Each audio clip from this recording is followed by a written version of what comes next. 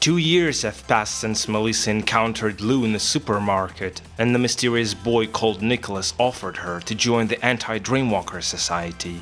Unlike she first thought, the society wasn't run by Nicholas himself. Instead, it was his father, Mr. Graham Deeds. Always gloomy and completely lost in his own thoughts, he was not the kind of person you would call friendly. However, he turned out to be a great leader, and after some time, Melisa even started appreciating his strict attitude. Eventually, the Anti-Dreamwalker Society became her second family. She made many new friends there. Most of them were teens like herself, which made her feel better. At least she was not the only 15 years old who thought she was tough enough to oppose Dreamwalkers. As time was passing by, Mr. Deeds was becoming more and more determined to rid Dreamland of Dreamwalkers once and for all. That in itself was a pretty difficult task to say the least, but it was also complicated by the fact that neither Mr. Deeds nor his followers had any idea if they could deal with nightmares on their own. After a thorough research, it became clear that regular people stood no chance against nightmares, since they simply couldn't see their true form. To them, nightmares appeared as some strange black fog, which according to ample evidence could literally drive you insane. The information on how exactly it worked was pretty inconsistent. However, all survivors agreed on one thing: the black fog makes you face your worst fears. Seeing no other options, Mr. Deeds decided to take extreme measures. Capture one of the Dreamwalkers in order to find out the secrets of their superpower, which allowed them to fight nightmares. He also assigned Nicholas and his group of anti-Dreamwalkers to complete this mission. Nicholas didn't really mind, since he was quite used to the fact that his father preferred to stay in the shadows and have other people do dirty work for him. The next week was spent in preparations. It turned out that finding a Dreamwalker was more difficult than it seemed. After some discussions, everybody agreed that the easiest way to do it was to catch them off guard during a fight with a nightmare. Fortunately, another incident didn't keep waiting. Shortly after one of the meetings, a nightmare appeared in Glimmerdale, a small village about 50 miles away from the Misty Megalopolis. Mr. Deeds couldn't miss this opportunity, so he immediately sent Nicholas and his small team of anti-Dreamwalkers there. Having received the orders, the teenagers took the first bus to Glimmerdale, hoping to get there before Dreamwalkers. They realized how dangerous their mission was, so they were trying to get their mind off of it by telling jokes and sharing funny stories.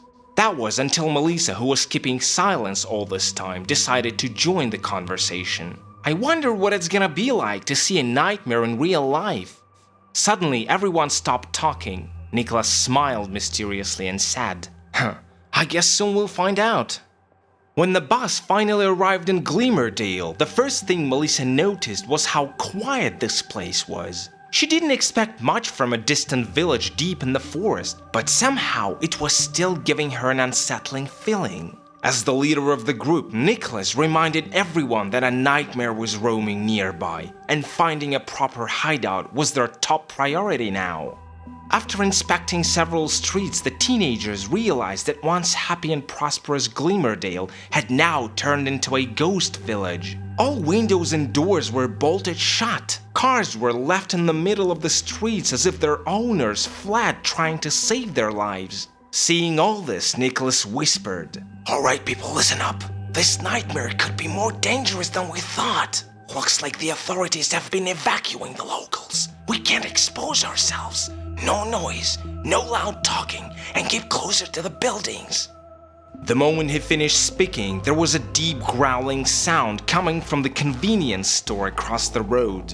It made the teenagers freeze in place. Melisa was the first to notice a strange shapeless silhouette inside the building.